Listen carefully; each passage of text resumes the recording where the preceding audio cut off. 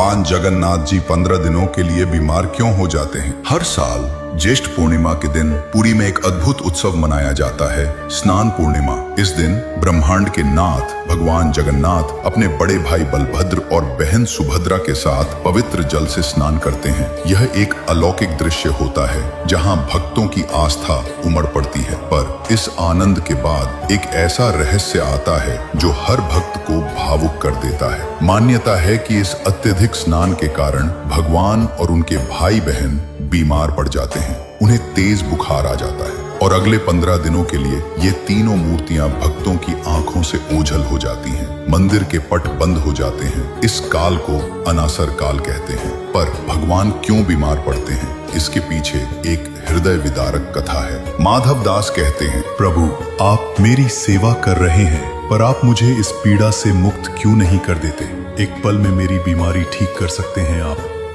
भगवान जगन्नाथ जी कहते हैं, माधव, ये तुम्हारे कर्मों का फल है जो तुम्हें 15 दिनों तक भोगना है। यदि मैं इसे अभी समाप्त कर दूं तो तुम्हें यह कष्ट किसी और जन्म में भोगना पड़ेगा।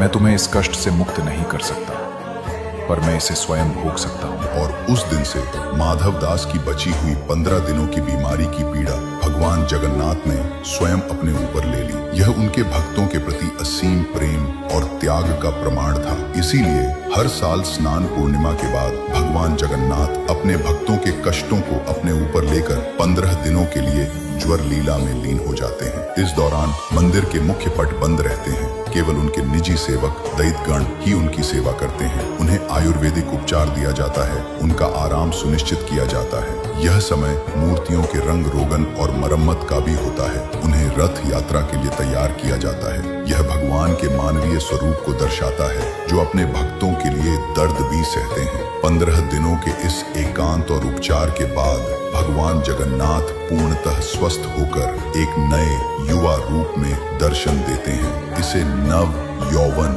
दर्शन कहते हैं। और फिर इस नव चेतना के साथ वे निकल पड़ते हैं अपनी विश्व प्रसिद्ध रथ यात्रा पर, अपने भक्तों से मिलने, उन्हें आशीर्वाद देने। भगवान जगन्नाथ की यह ज्वर लीला हमें सिखाती है कि सच्चा प्रेम और करुणा वही है जो दूसरों के कष्ट को अपना कष्ट मान ले। यह हमें याद दिलाती है कि भगवान सिर्फ एक मूर्ति नहीं बल्कि एक जीवंत भावुक सत्ता है जो अपने भक्तों के लिए हर पीड़ा सहने को तैयार रहते हैं। इसलिए ध्यान में रखें, जो अपने भक्तों का दुख स्वयं सहता है वही जगत का सच्चा भगवान जगन्नाथ कहलाता है। अगर वीडियो प्रेरणादायक लगे तो चैनल को फॉलो करें। धन्यवाद।